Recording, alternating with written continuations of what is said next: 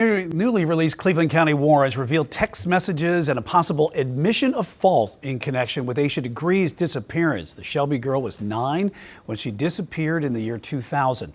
Queen City News reporter Caroline Boyer is here. And Caroline, new information here in these warrants. They could reveal a possible suspect. Yeah, Brian, investigators have taken 3 phones belonging to Roy Dedman and 2 of his daughters. Dedman has been identified as a possible suspect and owns the property in Cleveland County. Deputies searched in September 2024. Some of the most interesting details to come out of these warrants are the text messages between the Dedman daughters in the days after that search.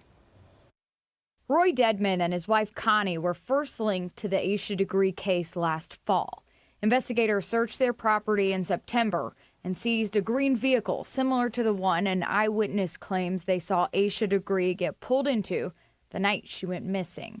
Now, new court documents show detectives believe 2 of the Dedman daughters could have been involved. These search warrants detailed days worth of phone calls and texts exchanged between the Dedman daughters and other family members. One of the daughters texted the other saying, "The theory is I did it. Accident. Covered it up."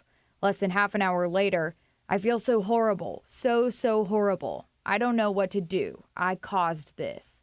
More than 2 weeks later, the sisters appear to be discussing cooperating with law enforcement. "What's going to happen to me since I wouldn't talk to them? I'm afraid it's going to get worse." Then, after a few messages back and forth, "You don't want something we do or say impact him," referring to their dad. "But we also can't be living like this either."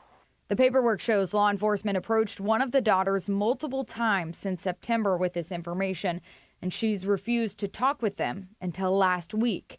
That daughter took a polygraph test, and when asked whether she was concealing information, she was found to be deceptive. The documents show during that interview, she also said, quote, "If my dad did it, he did it, but I had nothing to do with it." There's also a person who came to law enforcement in September claiming he used to go to bars and house parties with the Dedman girls in the 2000s and says he heard one of the daughters, while intoxicated, admit to killing Asha Degree.